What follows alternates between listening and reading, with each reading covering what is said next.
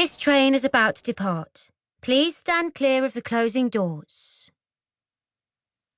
The screeches and squawks of a dozen birds bounced off the walls of the tunnel.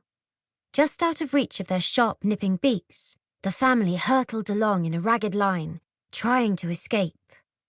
"Faster!" said the oldest boy at the front, his head no bigger than a matchstick, and his wings whirring like a tiny windmill in a storm. Up ahead, the tunnel divided into two. "Take the left turn!" shouted his sister from just behind him. They shot to the left and disappeared round a bend. Within seconds, the screeches began to fade. It was clear that their pursuers had gone the other way. "Let's stop," gasped the youngest. "Just for a minute." They landed on an electricity junction box just beside the train tracks. The youngest did a quick head count. "Where's Flum?" he said, his voice suddenly panicky. Only minutes before she had been there, flying behind them. "Flum!" he called back into the tunnel. There was silence. Flum had disappeared. Chapter 1. Kensal Green to Elephant and Castle. Found 3 umbrellas, 1 scarf, an electric guitar, purple, a pair of boots, and 1 wooden box.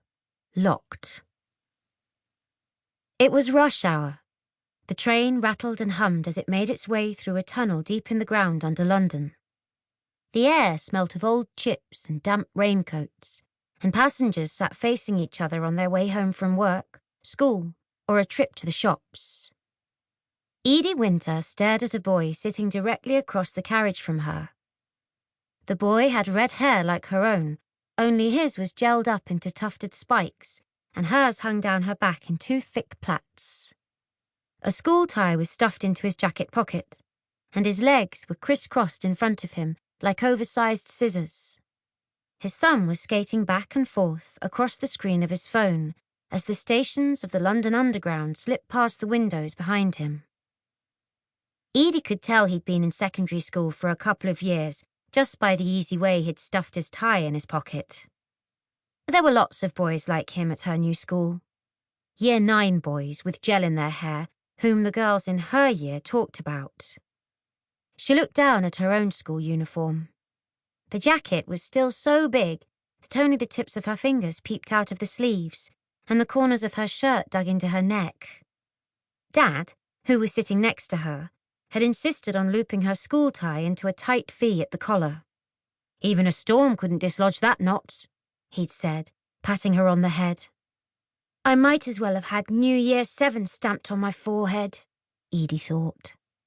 At least it was half-term. A whole week without having to wear a tie or walk aimlessly around the playground watching Naz and Linny talk loudly with their new circle of friends. The brakes screeched as the train arrived at Marylebone Station. The carriage doors opened, letting out a breath of warm, fuggy air, and the boy snatched up his rucksack and bounced off. Edie could see that he did this all the time. The London Underground didn't faze him. He knew his way around the maze of stations and tracks that snaked right across the city. So did she. Dad had taught her the names of every line and every station on the whole network. His job at the London Transport Lost Property Office meant that the tube trains were almost a second home to her.